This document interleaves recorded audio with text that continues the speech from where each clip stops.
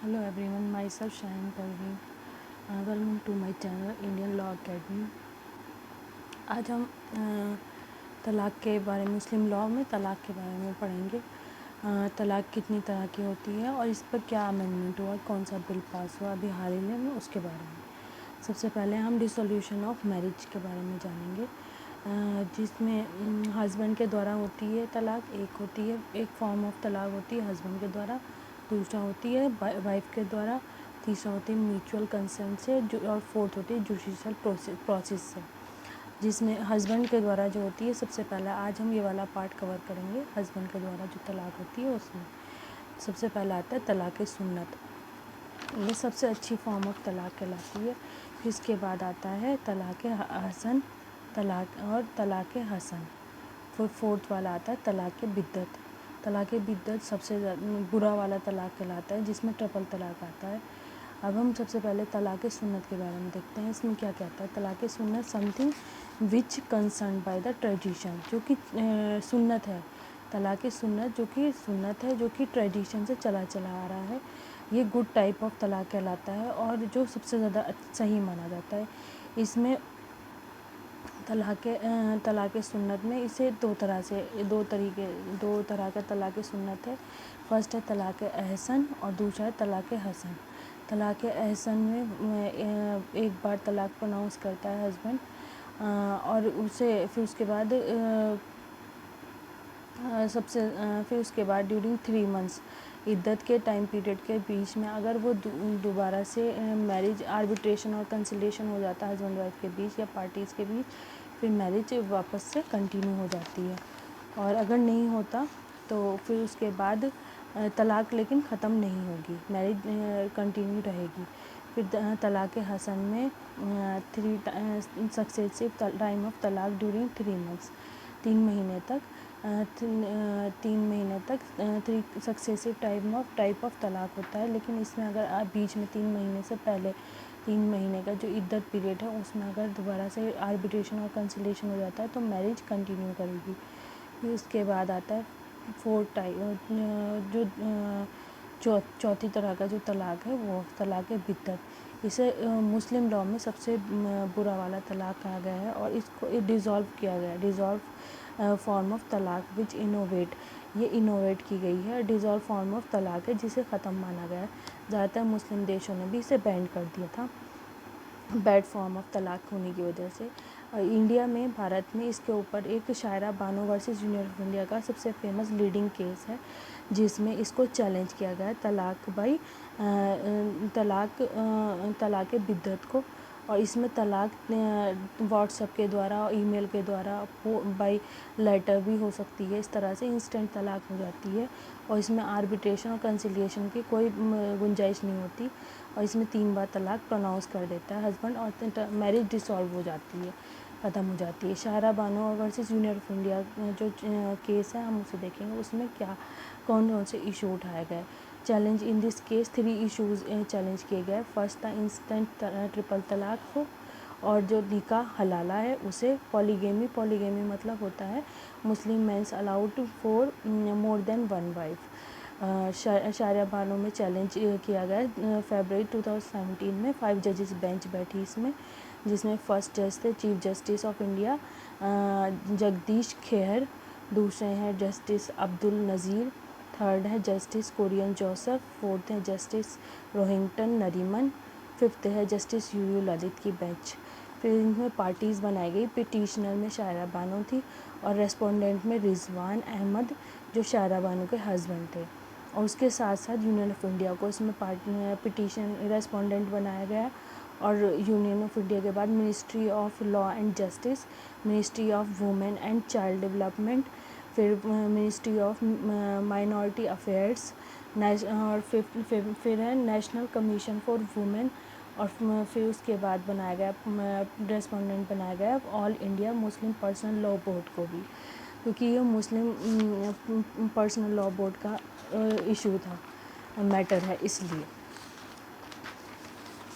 फिर इसमें दोनों ही पार्टीज़ से सुप्रीम कोर्ट ने रिटन स्टेट मंगाए। दोनों पार्टीज़ का यह कहना था कि यह मुस्लिम रिलीजियस प्रैक्टिस है اور سپریم کورٹ کو ریلیجیس میٹر میں انٹرفیئر نہیں کرنا چاہیے outside the jurisdiction of supreme court, مطلب جو سپریم کورٹ کی جوریڈکشن سے باہر کا میٹر ہے۔ ساری پارٹیز کے ریٹن اسٹیٹمنٹ ریسیو کرنے کے بعد سپریم کورٹ نے 2 مین ایشو بنائے، جس میں فرسٹ مین ایشو تھا ویدر انسٹنٹ ٹرپل طلاق is an essential religious practice of Islam اور not, will not challenge by the supreme court same as supreme court will not challenge the Sabarimala practice. یہ same اسی طرح کا case تھا جیسے سبری مالا والا کیس تھا، جسے سپریم کورٹ نے میں چیلنج کیا گیا تھا کہ یہ ریلیجیس میٹر ہے، اس لیے سپریم کورٹ کے جوریڈکشن کا میٹر نہیں ہے۔ تو اسے سیم ایسی ہی ٹرپل طلاق والے کیس میں ہوا، سپریم کورٹ کی جوریڈکشن سے باہر کا میٹر بتایا گیا۔ پھر اس میں چیف جسٹس کھیہر اور جسٹس عبد النظیر نے آرٹیکل 25 میں سے پریکٹس پروٹیکٹیو ہے یہ کیس، تو جو آرٹیکل 25 ہے وہ ریلیجیس میٹر سے ریلیٹڈ ہے، اس لیے اسے سپریم کورٹ نے اس کو پارلیمنٹ کے ہاتھ میں دے دیا کہ پارلیمنٹ اسے ڈیسائیڈ کرے گی، پارلیمنٹ ول اس پر لا بنائے گی، کیونکہ پارلیمنٹ کے پاس لا میکنگ پاور ہے ریلیجیس میٹرز پر۔ پھر اس کے بعد جسٹس روہنگٹن نریمن اور جسٹس یو للت نے کہا کہ article 13 will not challenge, article 13 کو چیلنج نہیں کیا جا سکتا، لیکن ٹرپل طلاق چیلنج کیا جا سکتا ہے انڈر جو آرٹیکل 13، 14 اور 21 اور 25 میں۔ تو اس وجہ سے article 14 of anything violate article 14، اگر آرٹیکل 14 وائلیٹ کرتا ہے کسی کے رائٹس کو تو سپریم کورٹ، اور یہ ٹرپل طلاق یہ آرٹیکل 14 کا وائلیشن ہے، کیونکہ اس میں وومن کے رائٹس وائلیٹ ہوتے ہیں انسٹنٹ ٹرپل طلاق ہونے کی وجہ سے، اور اس میں آربیٹریشن اور کنسیلیشن کا کوئی چانس نہیں ہے، اس لیے وومنس رائٹ وائلیٹ ہوتے ہیں ڈائریکٹلی۔ پھر اس کے بعد so that supreme court has power to decide instant triple طلاق انکانسٹیٹیوشنل ڈکلیئر کر دیا سپریم کورٹ نے۔ پھر 5 ججز بینچ میں سے جسٹس کورین جوسف نے کہا کہ انسٹنٹ ٹرپل طلاق از ان اسلامک ہے، دیر از نو آربیٹرینس اور reconciliation, it's in Islamic and not a essential religious practice. 2 ججز جو تھے جوڈیشری، 2 ججز نے اس کو بتایا جوڈیشری ول ناٹ انٹرفیئر، جو 2 ججز نے یہ کہا، اور 3 ججز نے، کیونکہ یہ جوڈیشری اس میں انٹرفیئر نہیں کر سکتی کیونکہ یہ انکانسٹیٹیوشنل ہے۔ پھر اس کے بعد 3 ججز نے کہا کہ یہ انکانسٹیٹیوشنل ہونے کی وجہ سے اور ساتھ ہی ساتھ انلیگل ہونے کی وجہ سے یہ پارلیمنٹ اس پر لا بنائے گی، اور یہ میجورٹی کا جسٹس 3 ججز کی میجورٹی کا یہ ججمنٹ تھا۔ پھر اس کے بعد سپریم کورٹ نے جینڈر ایکویلٹی ہوتے ہوئے بھی ٹرپل طلاق کے بہت کیس آ رہے تھے، اس لیے اس میں پارلیمنٹ کو لا میکنگ پاور کرنے کے لیے دی، لا بنانے کی پاور دی۔ جیسے اگست 2017 میں پھر سپریم کورٹ نے ڈکلیئر کیا ٹرپل طلاق ایز اللیگل ٹرپل طلاق ڈکلیئر کر دیا۔ پھر 2017 میں واپس سے ریپیٹ انسٹنس آف وائلیشنز ہوئے، تو اس لیے اس کو ریپیٹ کیا گیا۔